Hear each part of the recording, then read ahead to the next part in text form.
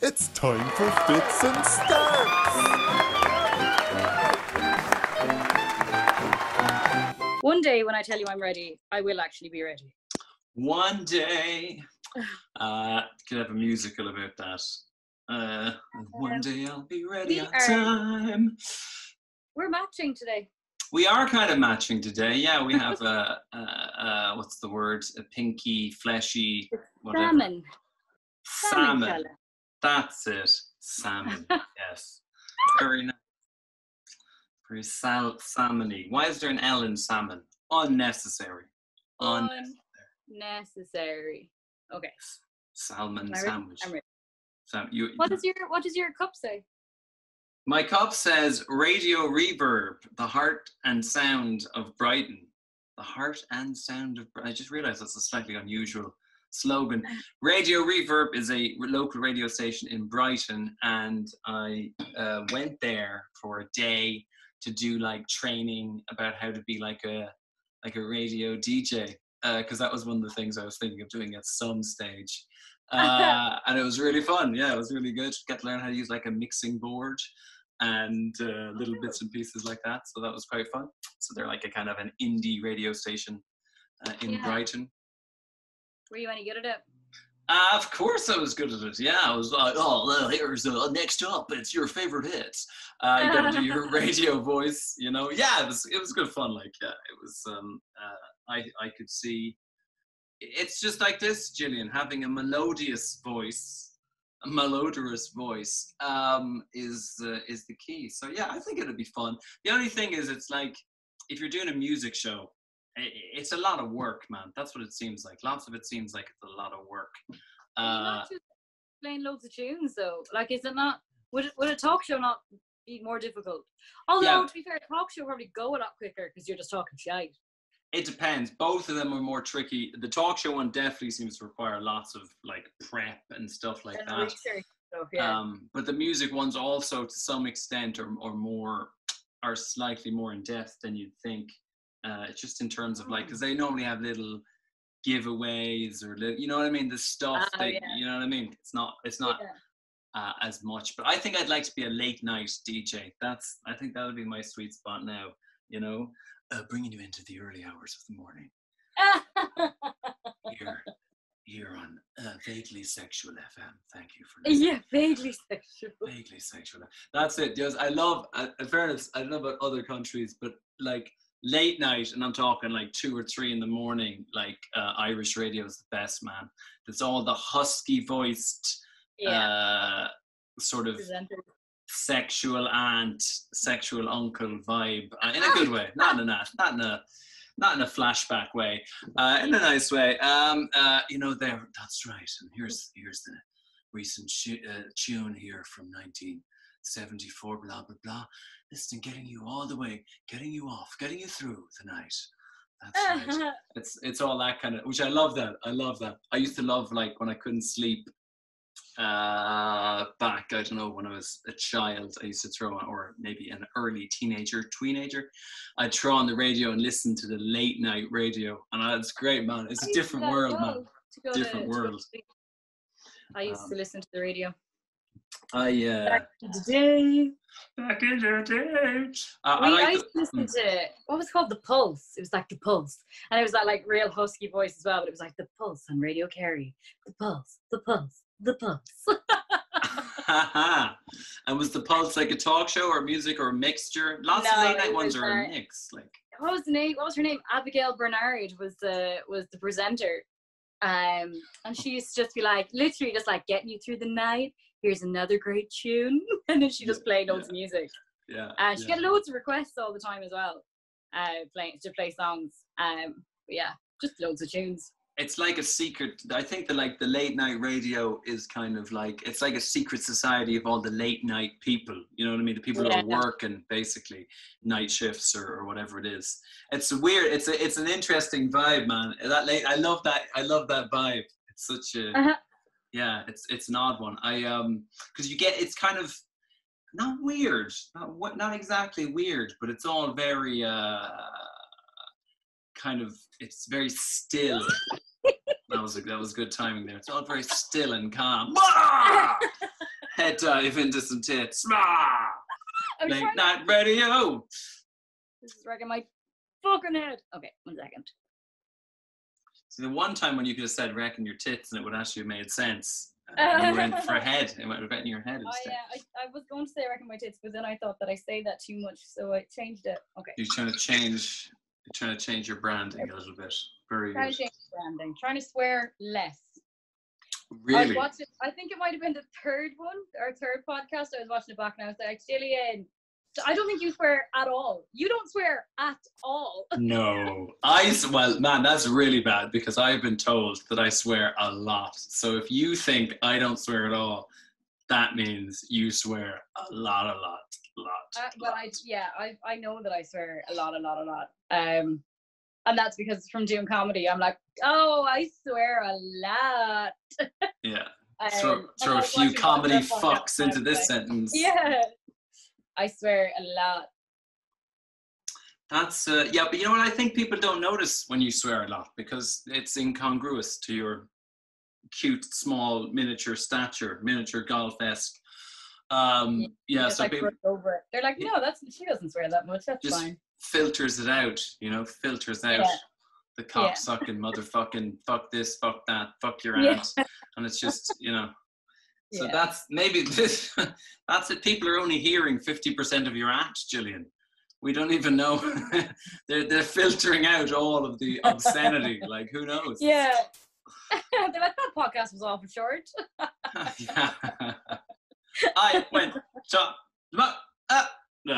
mother. The end. Yeah, that's funny. Swearing, yeah, because I swear.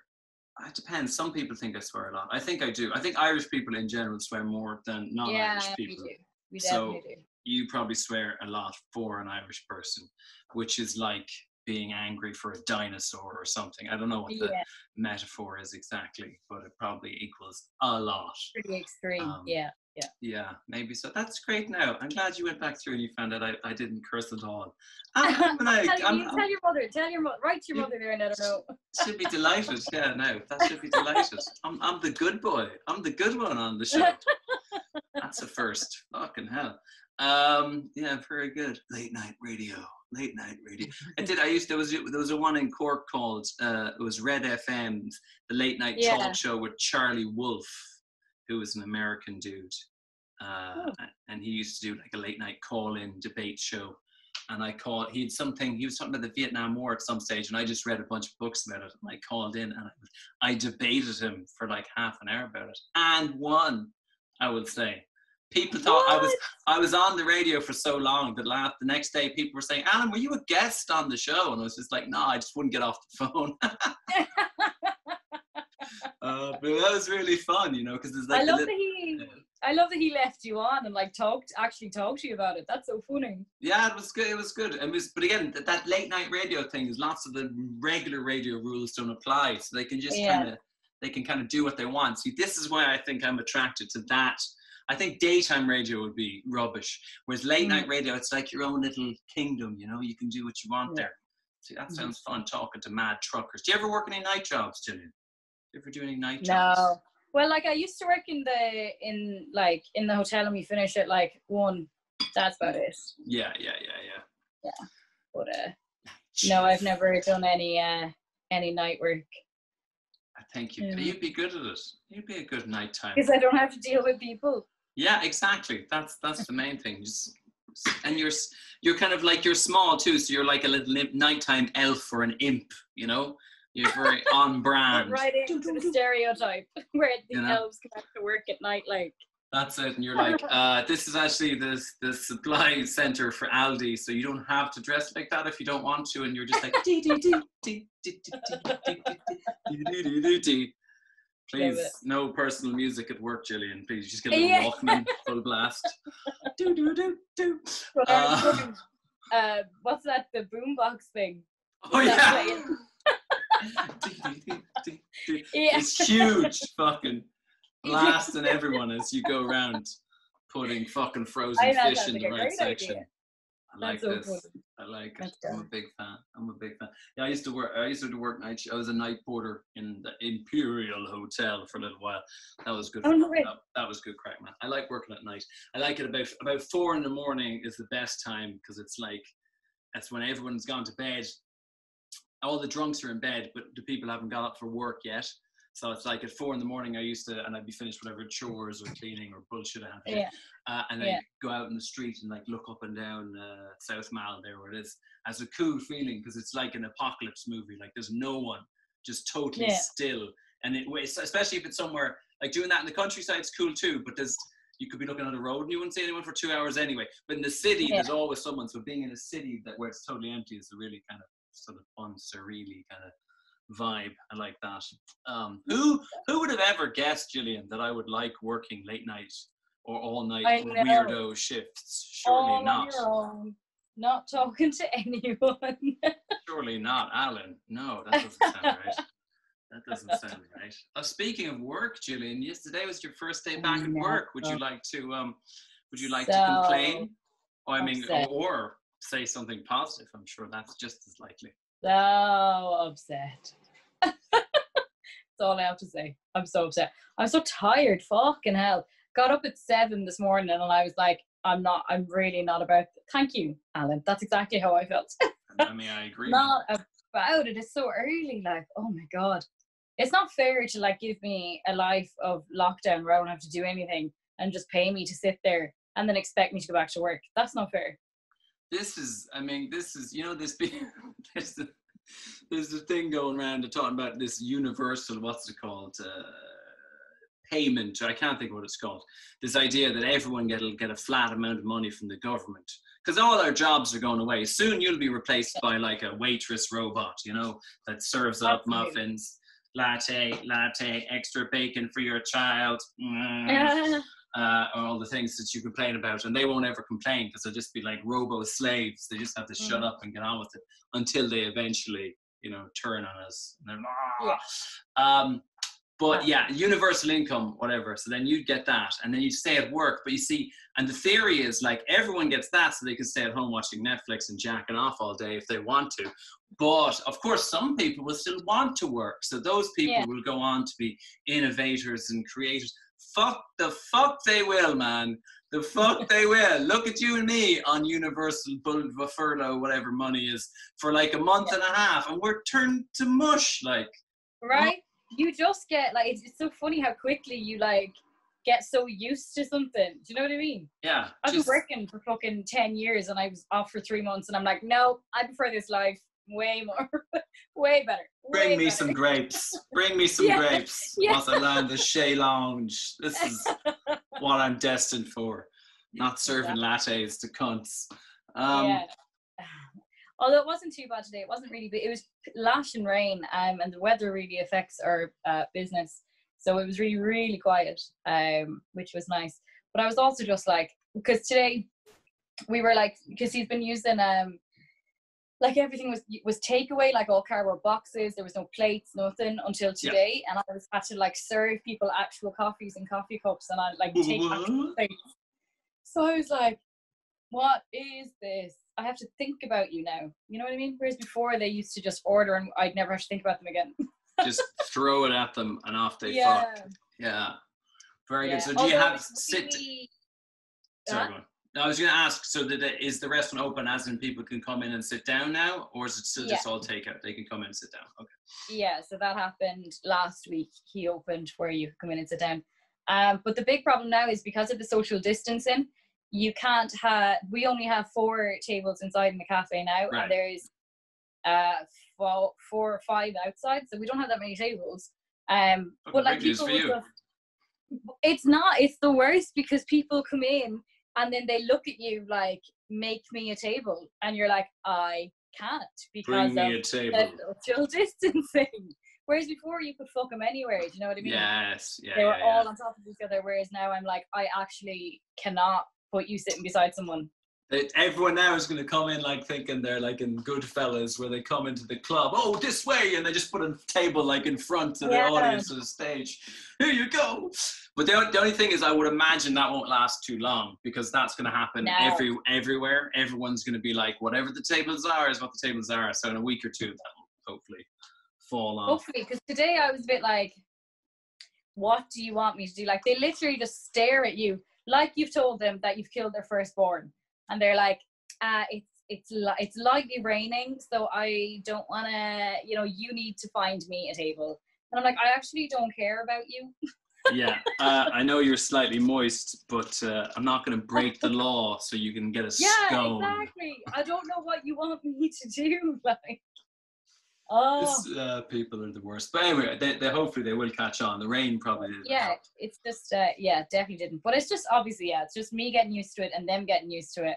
Because obviously before I was able to just be like, give me a second, and I'd like make it. Do you know what I mean? So I guess it is people getting used to the whole new idea of like what's going on. But very good. It's grand to be back. And I went in today and he told me that the cafe closes at 3. I thought it closed at 4, so I was like, that's nice. Handy. And you're still fucking late. And I was still fucking late. Disaster. Arf. Very good. Very good. So that's it. So are you back to your so are you working like 9 to 3, 5 days a week now? God. Yep. What a nightmare. What a nightmare. Yeah, working 4 days in a row now, and I told him I'll be dead by the end of it, 100%. No one's used to it. All the muscles have gone to mush from just doing nothing all day. Even carrying something, you'll be exhausted from carrying. I know. Cups. I was terrified that I was going to drop everything when I was like carrying the trays and stuff today. I was like, this is all gone. I don't remember how to use any of these. I remember how to do flopping around like a mangled fish on a dock. Very good. Oh, that's good. I'm glad you're back. But see, this is good now, Gillian. You'll have material again now. Or should I say, you'll no longer have an excuse for not having material now. Yeah. I do already have material. Outstanding. Yeah.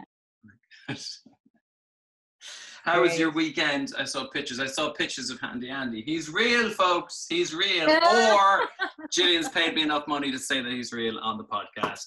You decide. I'm just real good at photoshopping. Notice that now I've declared he's real just about the time where Gillian's income has been restored. Do you know what I mean? I'm just saying there could be a correlation there. But yeah, that was good. I saw you went to a waterfall or a hill or something. Disgusting. That's exactly what we did. Yeah, we went out to Paris Court in Bray, Wicklow, which was nice. We went with Emily and Rob, Emily's boyfriend. Oh, my name doesn't rhyme with anything, Emily. Yes. Yeah, so that was nice. It was really, really nice. We were doing like a staycation. So we did whole like. So is this like a couples? You did this like couples? Yeah. Oh, you did like a double date, like because we're wankers. The worst. You did it like so. Hang on, not just a double date. This was like a double weekend. Is this right? Yeah. Oh wow, man. Oh wow. And the worst thing about it is that Bray's only fucking 25 minutes away. So. No, it was so nice. Well, I think it's more the novelty of like being allowed to be in a hotel and a restaurant. Right now, being able to be anywhere, it's just like, oh my God, I feel like the Queen of Norway. Exactly. So we went out to Bray and we stayed in a little hotel there and just had like dinner, and then the next day we went to the waterfall. It was so nice. I haven't done any of that like Wicklow, like you can do there's loads of hikes and stuff you can do. I haven't done any of them, so it was nice to go to the waterfall. There you go. That's it. Sure, but Gillian, your massive background in hiking, and you never went up there, no? I know, right? What am I like? Very good. So was your double dating now? Did you like go to dinner together? Like, did you do like that's great? I love that. I love that so much. Well, we hardly sat like in separate parts of the restaurant and talk. No, I know. It's just funny. It's just funny to imagine the kind of.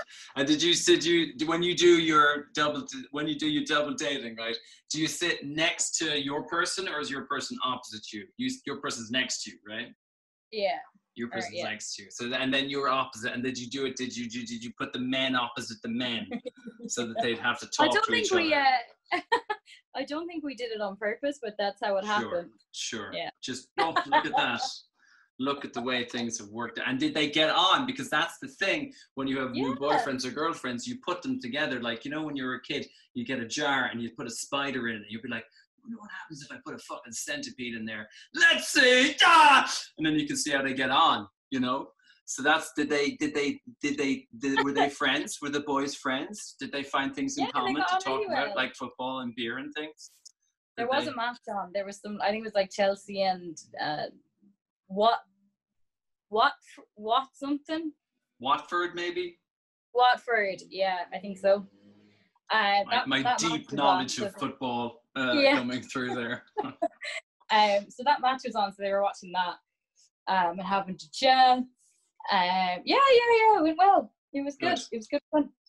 That's good. Really good. I passed my theory test. Oh, congratulations! Theoretically speaking, that happened last week. Delighted. I don't have my license yet, so I can't show you the terrible photo. It hasn't arrived yet. But yeah, passed it. Got 40 out of 40. Oh shit! Shit! Hair flick. What was really funny about that was my text my mom, and I told her that I had passed my theory test or whatever, and I was like, I got 40, and she was like, oh, well done, well, like, great, whatever. And then I was on the phone to her like 2 or 3 days later, and she was like, oh yeah, you passed the theory test. And I was like, yeah, I got 40 out of 40. And then she was like, oh, I thought they asked you 80 questions. And then I was like, did you actually think I got half of the questions wrong? Like, yeah.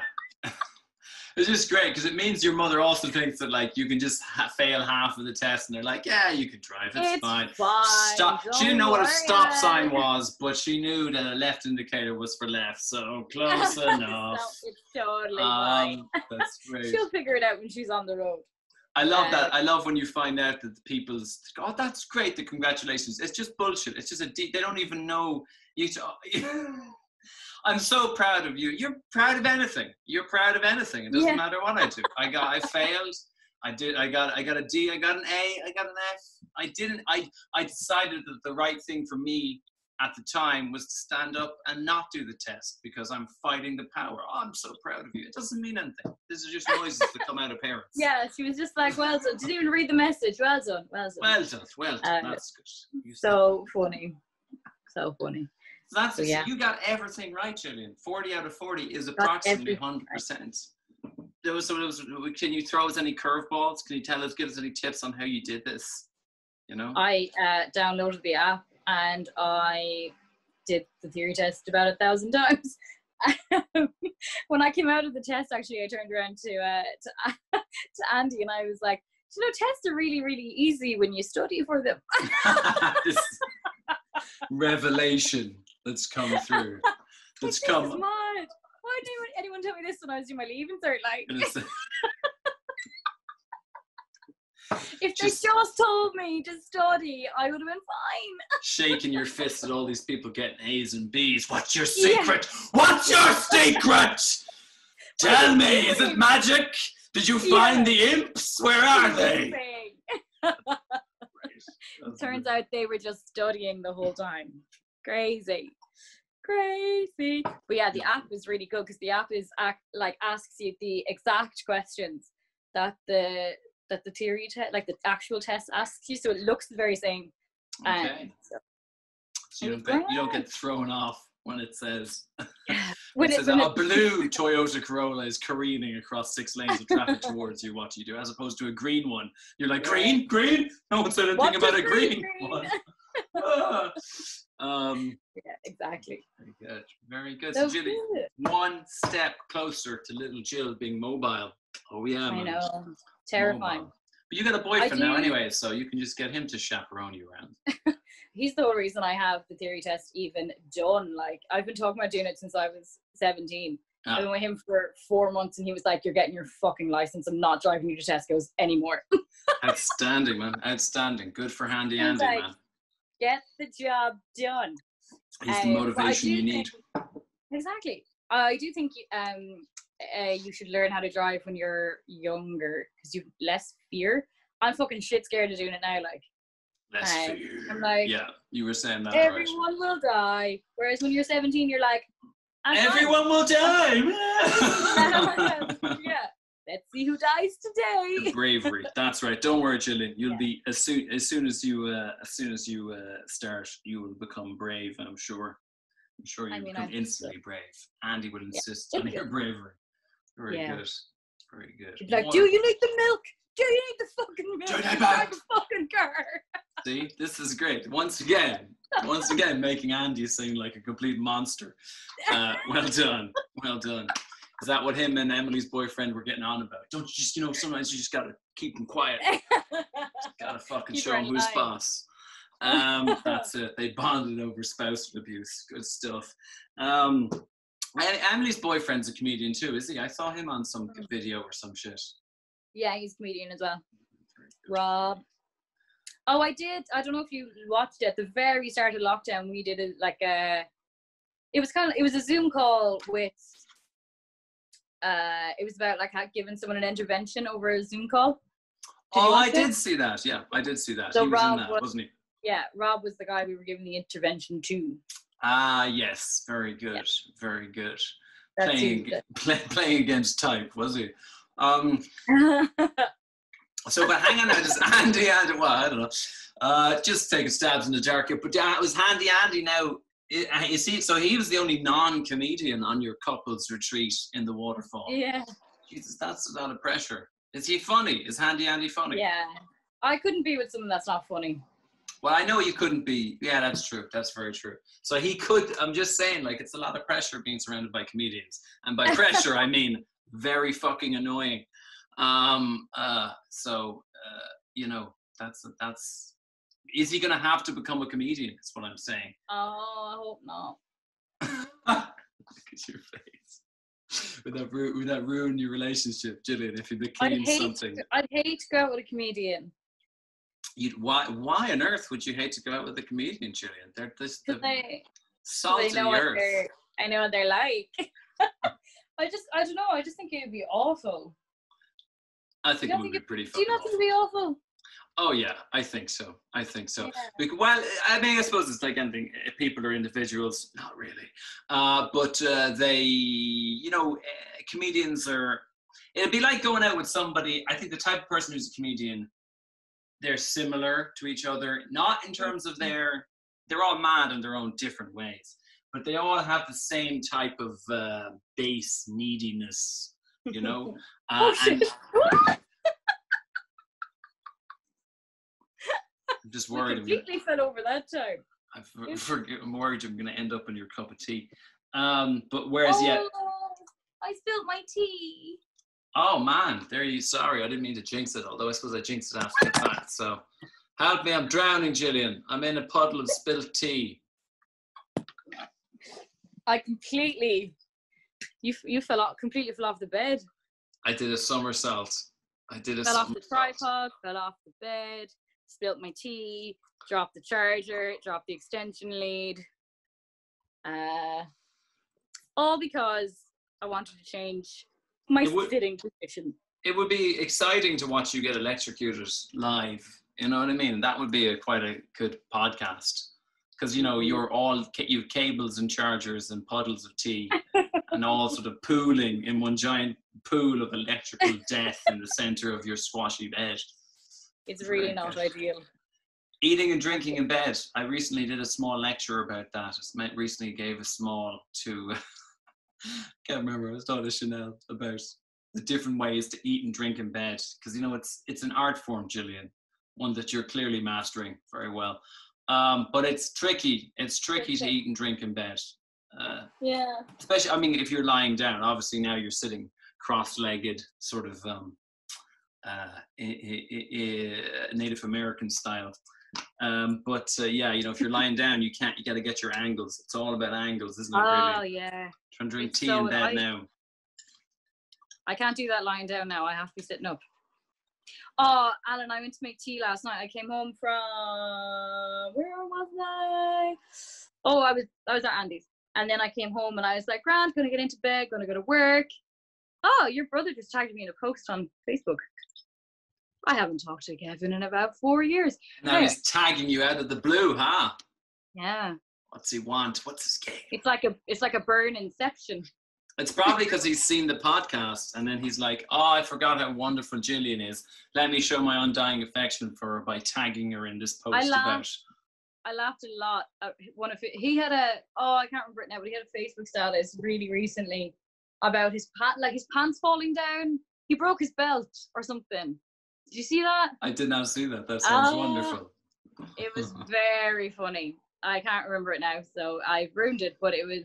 You should just put it up at this part of the podcast. If we can find Kevin's belt pants dropping stance, we'll post it here in the center. It was. It was one of those things, and usually when you're like scrolling, you don't laugh out loud, but I fell around the place laughing at it. I love that.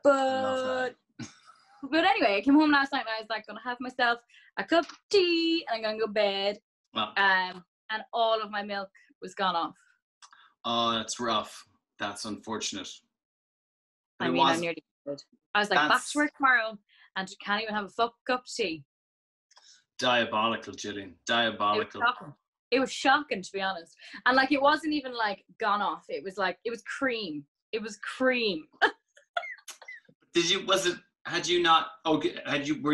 because you were away for X amount of days and you just, okay. Oh, fair enough. That's disheartening though. That's disappointing. There's nothing like reaching for the thing and then having the thing be a toxic, stinky mess. It was so upsetting. And what's worse, and it always happens, doesn't it? Like I had just been to the shop. I don't know if I can still talk about this, to be honest. It's deep. It's moving. It's one of the few things in life that happens very regularly is going to the shop and then coming back from the shop with all the things except for the one thing that initially motivated you to go to the shop. You're like, I must make sure I get back to me yesterday with coffee, which is a very important ingredient in the recipe that is Alan. And I went out, I bought all the things I needed. I even thought of stuff. I was like, I forgot I needed that. I'm so on top of my shopping game. Came home and I was like, now to have a nice cup of fuck you, you idiot. You fucking, doesn't matter. And I had it, make a shopping list. It was on the shopping list. It was on the shopping list, underlined. And I was just like,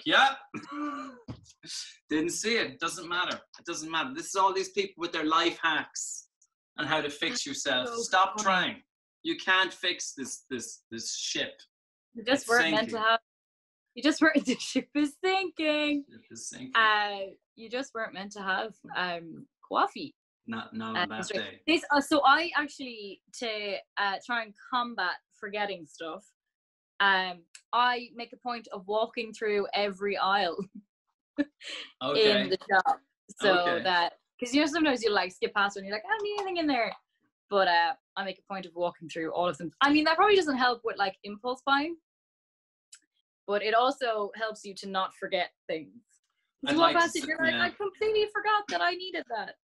That's a good call, but I think your powers of forgetting things are not nearly as developed as mine. I could walk through a fun house where I'm being pelted by the items I need and I won't notice them. You know what I mean? Just cans of coffee, milk, fucking chunks of butter, and I'll see something else I don't need and just make a beeline right for that. I was gutted. Yeah, man, supermarket shopping. I like a good supermarket shop.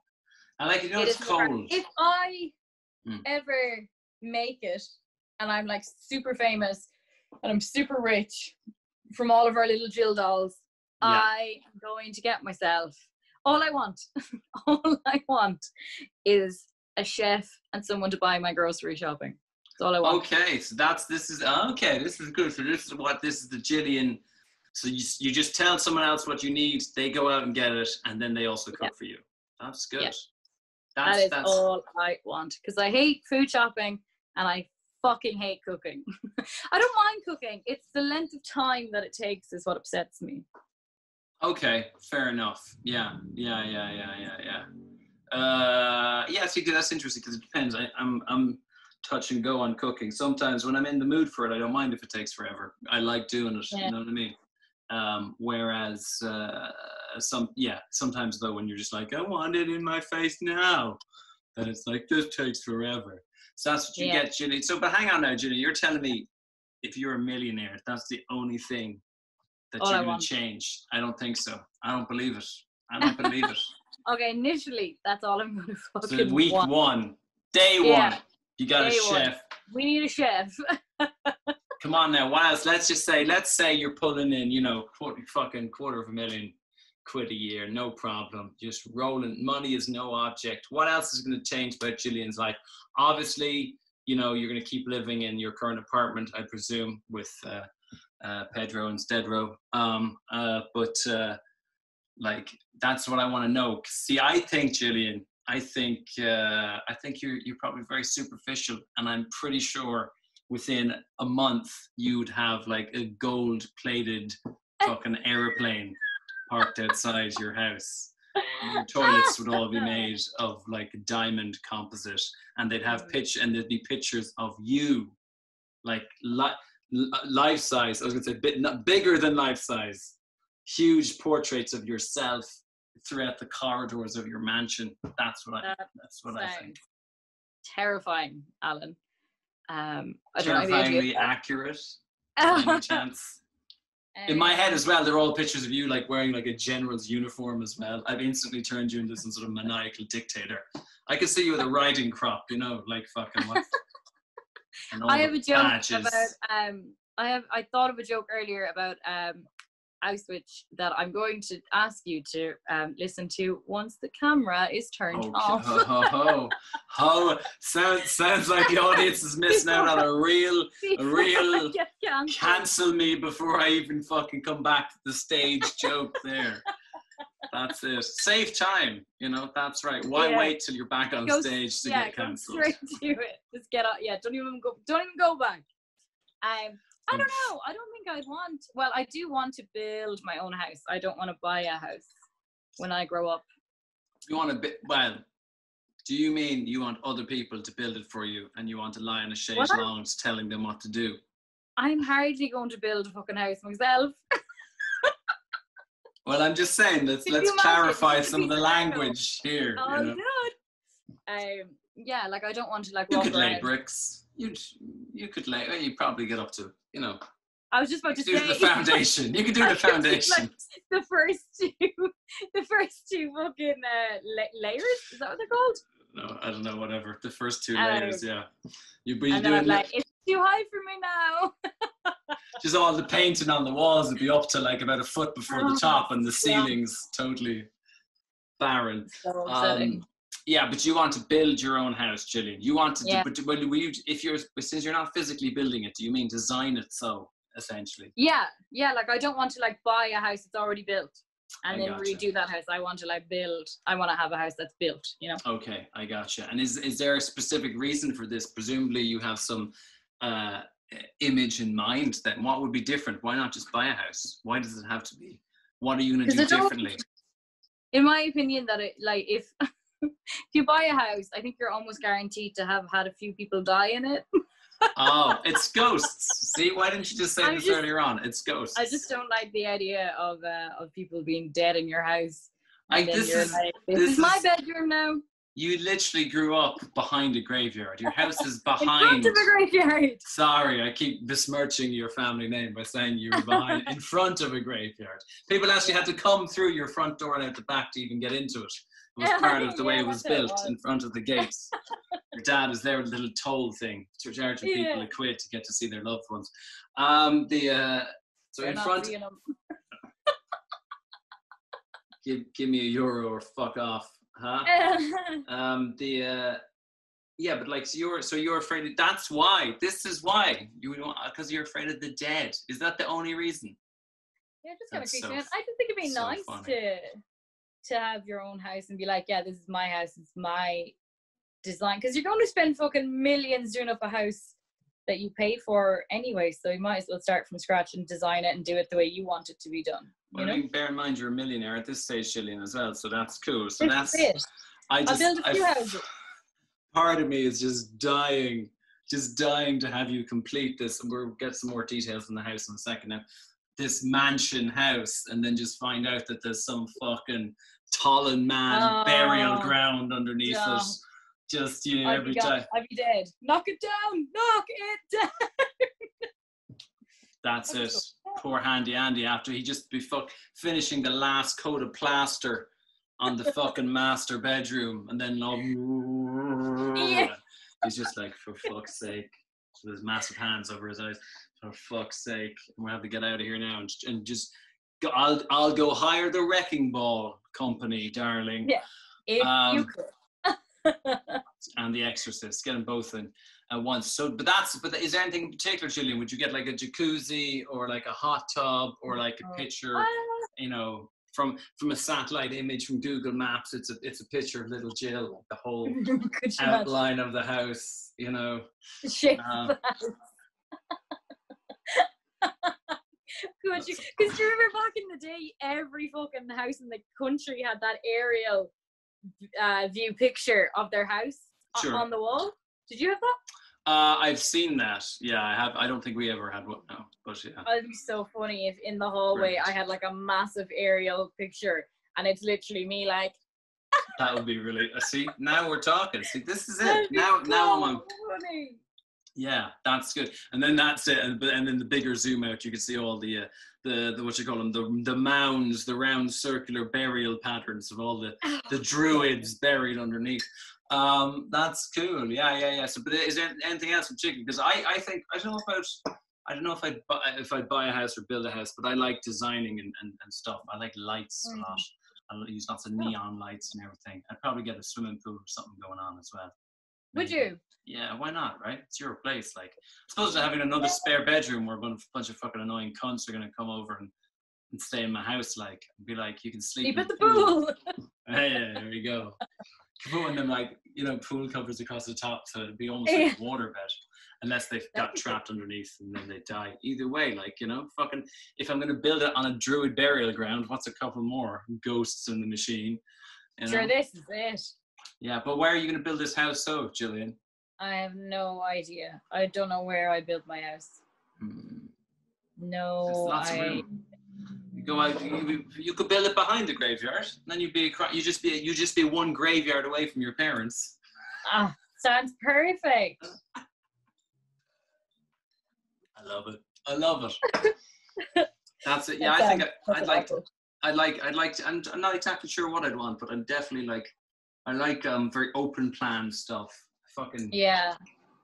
I like a very wide living room, big screen. I'd like to have like a really big screen TV, like huge, and almost like a cinema setup. I think I'd have one room that was almost like a cinema, and put a swimming pool in there. Because like I'm like, why not, man? If you're gonna build it from scratch, just do it. You know what I mean?